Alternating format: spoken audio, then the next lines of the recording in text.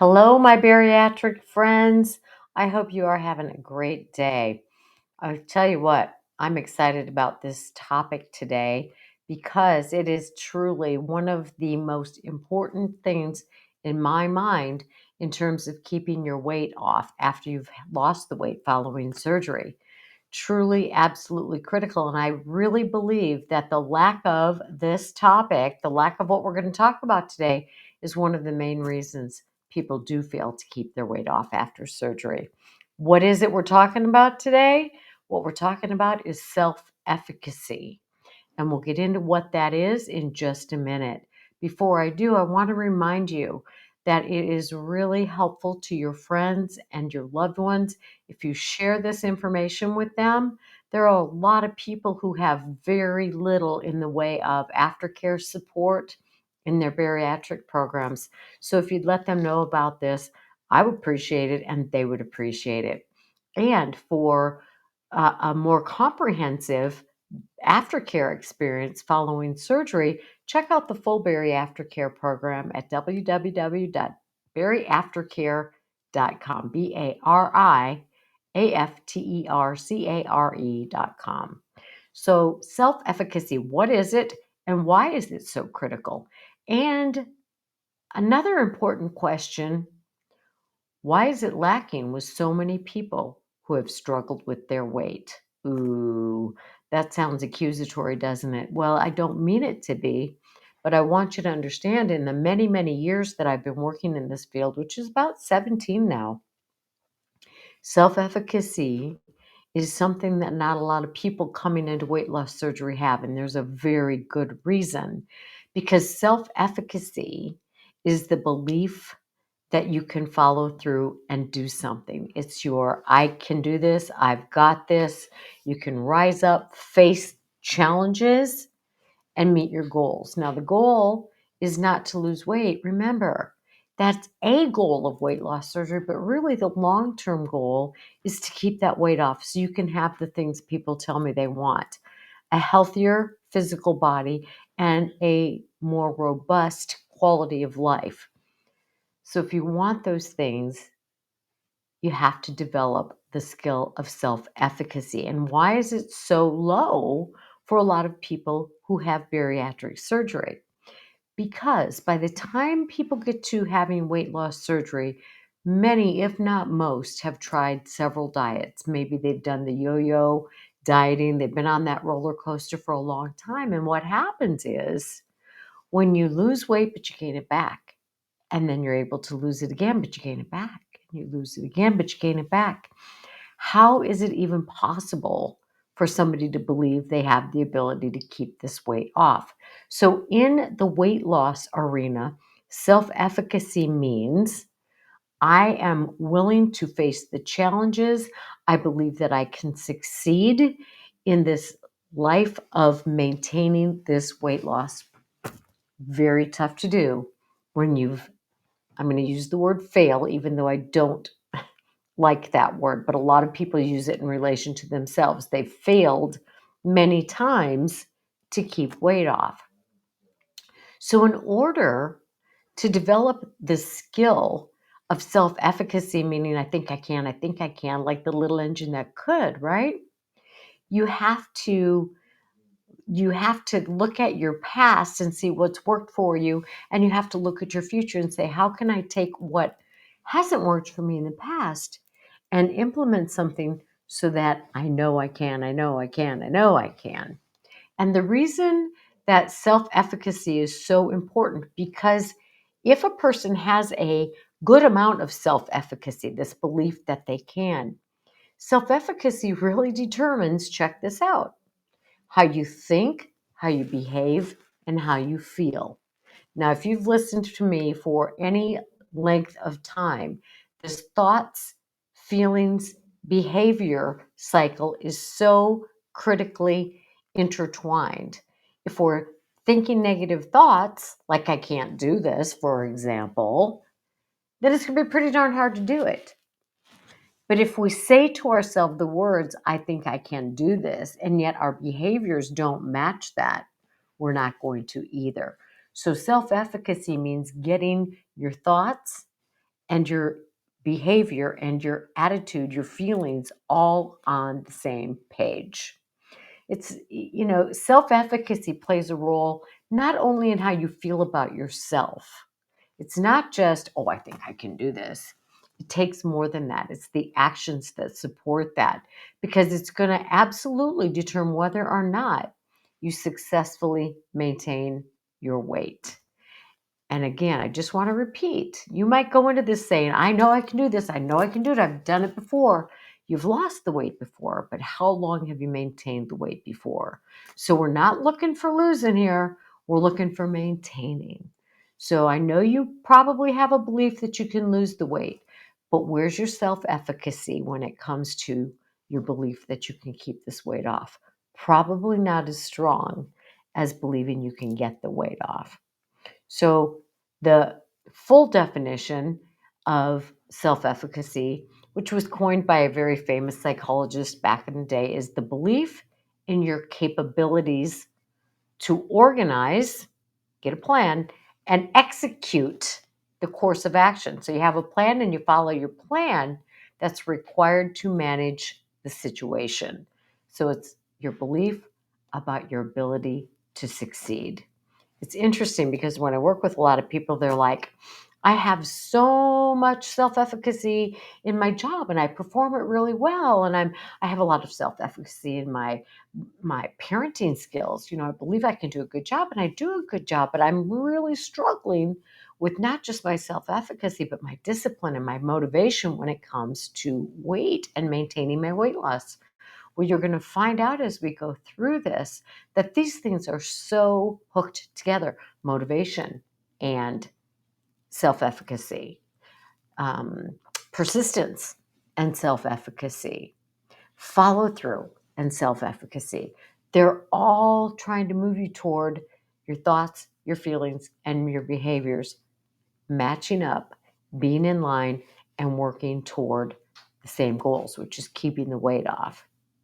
Interestingly, and I love this because a lot of people don't know about self efficacy. They maybe have heard the term, but they maybe haven't. But interestingly, the topic of self efficacy is one of the most studied topics in psychology. Why? Because it really has an impact on every single thing you do, from how you feel to how you follow through to your sustaining motivation. And it determines the kinds of goals that we pursue, right? Typically, we want to do something we're already good at. My grandson was over here. He just turned 10. And so we were outside doing something. And he was like, I'm going to tell you the things I'm good at.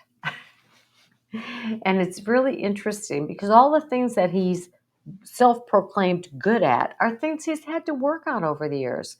And this kid, when we went bowling on Sunday, he has bowled like maybe 5 times in his life and he gets so frustrated.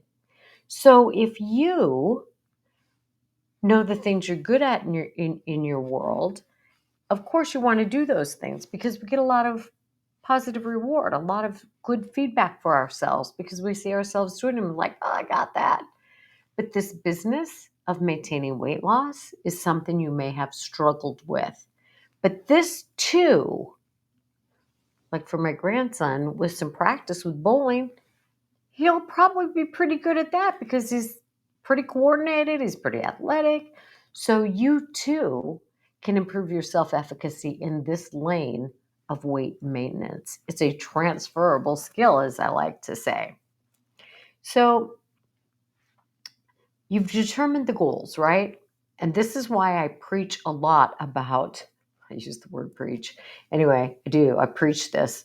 Not having the goal be weight loss. You want the goal to be keeping that weight off because too many times people reach a goal weight, which of course I'm not fond of either, but then they quit. Just like in the past, you've lost the weight and then you think, oh, I can eat the way I used to. Cannot do that, right? So you identify the goals that you want and the things you want to change. You want to change being able to lose the weight to being able to maintain the weight loss. So it's easy to say that, right? And as we've talked about, and as you have experienced, putting these plans into action is not so simple. You're like, yeah, I'm going to eat 4 or 5 times a day, but you've been a meal skipper all your life, so it's not that easy to make that transition. Yeah, I'm not going to eat so many processed foods, but you go to the store and you're like, all the aisles you typically shop on are in the middle of the store, and those are where you want to stay away from. Yeah, I'm not going to eat so much fast food or drive through, and yet your life remains just as busy as it always has been. So it's not as easy to stay away from those things as we want, right? So increasing your self efficacy can really make a big difference in your ability to follow through with these things because you're going to approach them in a different way. Now, I'm going to describe what a person who does have a strong sense of self efficacy may come across like versus somebody with low self efficacy. And remember, this doesn't have to be an across the board kind of thing. You may have good self efficacy in one area of your life and not so good self efficacy in another, the belief that you can. So listen to these. So, a person who's got a strong sense of I can, I know I can, they develop more interest in the activities in which they participate. Well, that makes more sense. It's just what I was talking about. We do things we're good at, we do things we know we can follow through with. They have a stronger sense of commitment to your interests and activities. Again, because you've shown yourself you're good at this, you can do it. So, of course, you're going to be more all in. But here's something where I think the bariatric people struggle with. They recover quickly from setbacks and disappointments. This is a strength of a person with strong self efficacy. They're like, that didn't work. Back to the drawing board. Off I go. That's not what I hear from a lot of bariatric patients. They're like, gave in, it's all over till next Monday. Blew it for today, might as well really blow it. That can't work. All in or all out, the all or nothing thinking, I work out every day or I never go to the gym, that's not going to work. That's not strong self efficacy.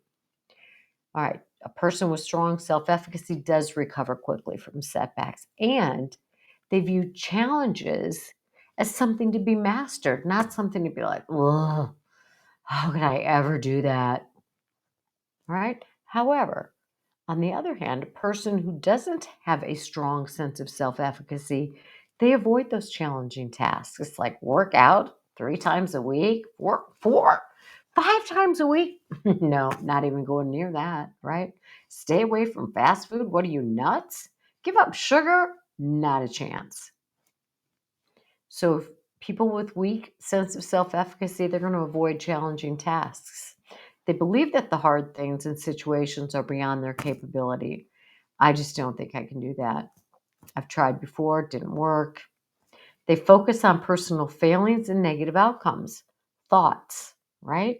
So again, your self efficacy about your thoughts, your feelings, and your behavior. So if you feel defeated, how likely are you going to try? If you think you're not going to succeed, how willing are you going to be to tackle those challenges? And people with a weak sense of self efficacy lose confidence in their abilities. I tried, but just didn't work. Just didn't work. So there are some ways, fortunately, that you can develop and improve your self efficacy. But before we do that, I want to go through a little bit of a little assessment. And I'm going to read some questions and I want you to answer them in your mind or on, you know, have to do it on a piece of paper. Just this is an informal assessment. It's nothing to, take to the bank. This is not a determination factor. All right. But think about it in a couple areas of your life. Think about these questions in an area of your life where you feel really strong and you have a strong sense of self. I can do this. I feel good about my ability to do this. If I fall down, I pick myself up. Give me a challenge. I'm going to knock it out of the park. And then think about it in an area where you struggle, which may be keeping weight off. All right, first question. Do you feel like you can handle problems if you're willing to work hard. And then I'm going to add, are you willing to work hard? Not just in the beginning, not during the honeymoon period when things are going well, but after those first 2 years of weight loss surgery, when it starts to get hard, which is when I see a lot of people give up because they haven't got the self-efficacy to sustain the weight loss. They don't have the motivation. They don't know how to find the motivation. Are you confident in your ability to achieve your goals? Maybe at work, yes, but maybe the goal of long-term weight loss is like, do you feel you can manage unexpected events that come up and still follow through? When it comes to weight loss, here's what people tell me. Well, things were going great, and then my parents got sick. Well, things were going great, and then I lost my job. Well, things were going great, and then the economy crashed, and things got hard. Life got hard. Well, self-efficacy says even when things get tough, I'm going to follow through. I'm going to be able to manage these life things when life happens. Do you bounce back fairly quickly after a stressful situation? Or is it like, well, I blew it, it's over? Can you bounce back from, ugh, I blew it over the holidays? Can you bounce back from, oh my gosh, I really blew it today. I was feeling miserable and I blew it just for today? Can you bounce back and say, I'm back on track? Or this morning, and I'm back on track this afternoon? Do you feel like you can come up with solutions when you're facing a problem? Think about this, emotional eaters. And for the past couple of weeks, I've been talking about the importance of developing healthy options to work through. You have to have the ability to handle life stress. We talked about that in last week's video. The ability to deal with life on life's terms. Do you have healthy coping skills is what this is asking. So when you're in a situation and your emotions say, I want that food, have you come up with a list of healthy coping skills to deal with this life event?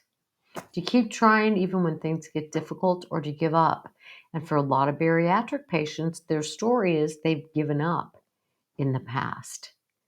So if you don't have this skill of self-efficacy, we've got to work on figuring out how, right?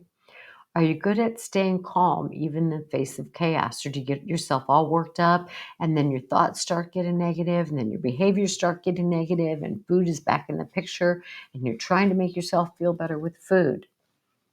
That's not good self-efficacy, right? Do you perform well under pressure? Do you tend to focus on your progress rather than getting overwhelmed by all the things you still have to do? Let me tell you my experience. And it's really sad and frustrating for me to see this happen to people. They make so much progress. And rather than going, I am so happy, my life is so much better. Yeah, well, I still have 30 pounds to lose. It's like, are you kidding me? You're so much healthier. You're at such a better weight for your body. You're able to do so many things that you couldn't do before. That's that attitude piece. That's what is your focus? Where's your thinking? Are you an optimistic person, or are you focusing on what's left undone? Got to be willing to say, you know what, I've done so well, and I'm going to keep putting forth the effort. And do you believe that it'll pay off? Your hard work, do you believe it will pay off? All right, so let's talk about if you find yourself going, I don't know, I do kind of lack in this area of self-efficacy, this belief that I can. Understand that this a lot of times develops, like a lot of our self stuff, our self-esteem, our self-confidence, our self-efficacy. It develops in childhood when we deal with a variety of experiences and challenges and tasks and situations. So it might be, learning to ride your bike and then learning to skateboard and then maybe learning to rollerblade and then learning to play ping pong and learning to, I don't know, bowl. You know, at first, these things are a challenge for almost everybody, but the more you try, the more you put forth effort, the better you get at them, right? So, as a child, were you encouraged, or were you told you'll never be good at that? Why bother? Or were you discouraged from even trying things because you're just not coordinated, or you're just lazy, or you're just, what messages were you given?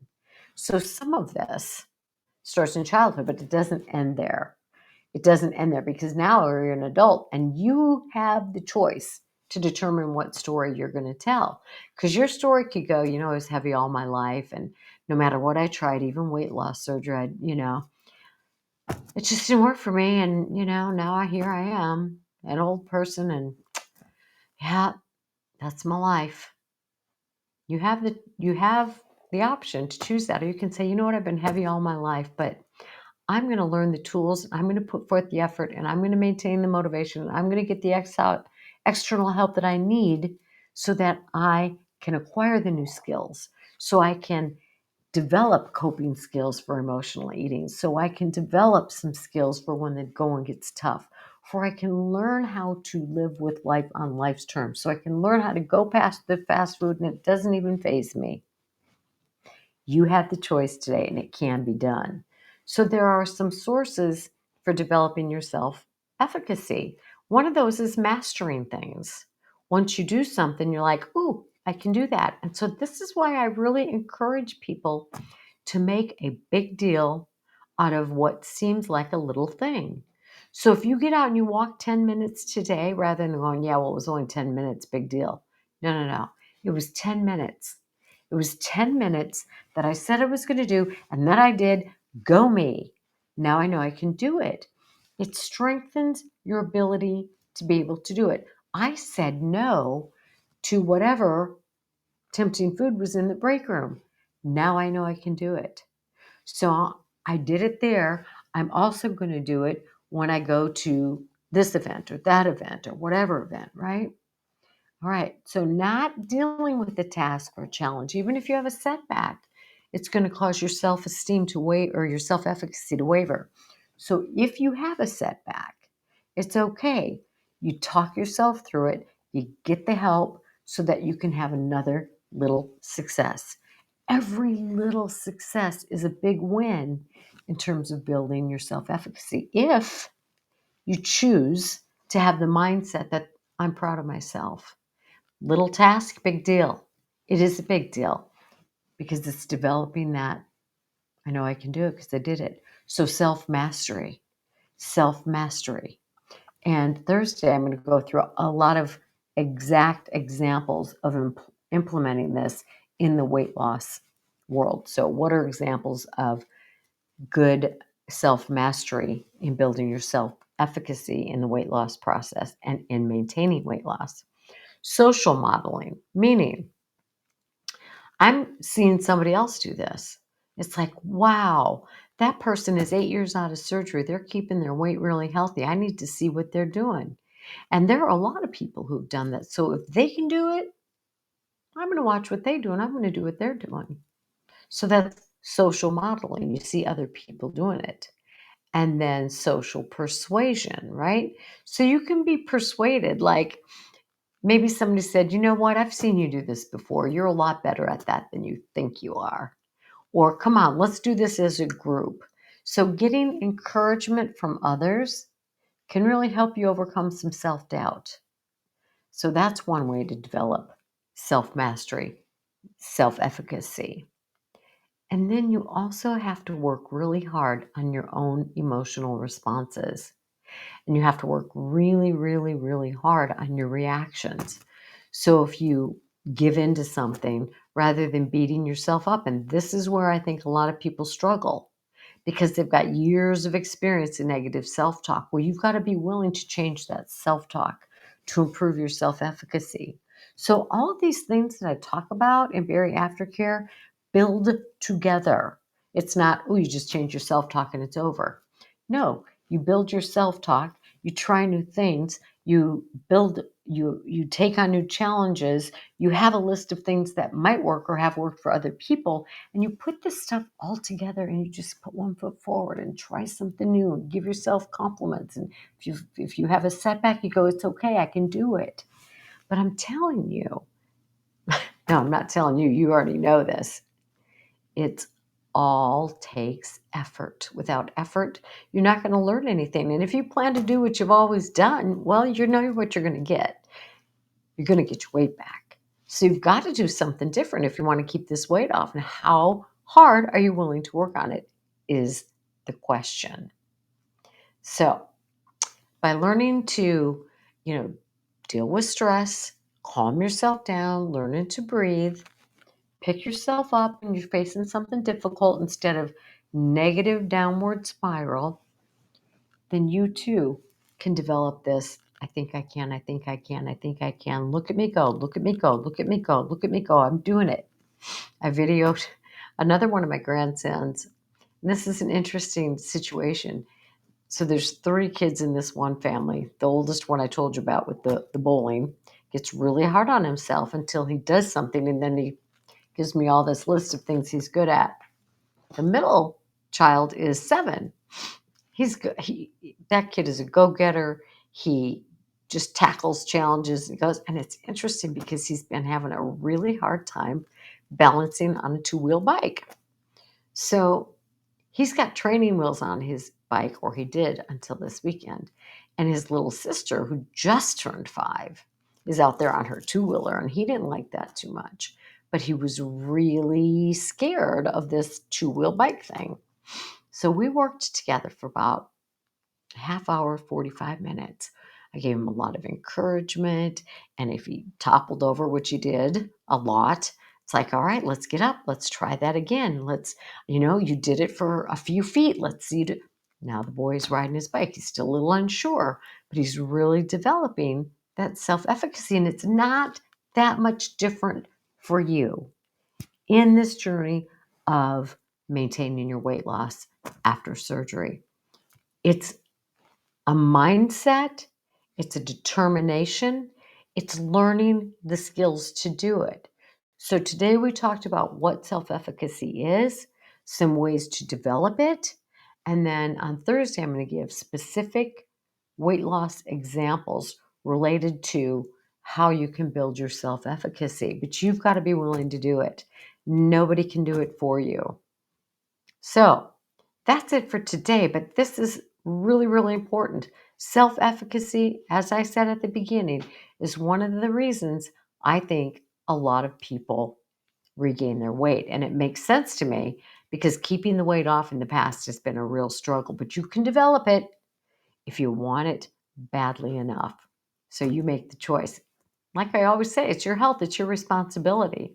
Again, I urge you, share these podcasts, share these videos with your friends.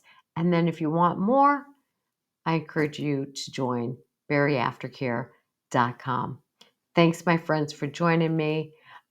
Every time I talk about these topics, believe you me, I have something in my own mind that I'm thinking about in terms of improving my own self. So you can teach somebody else about self-efficacy, and you too will learn and develop more strength in that area. All right. See you later in the week. Make it a great one.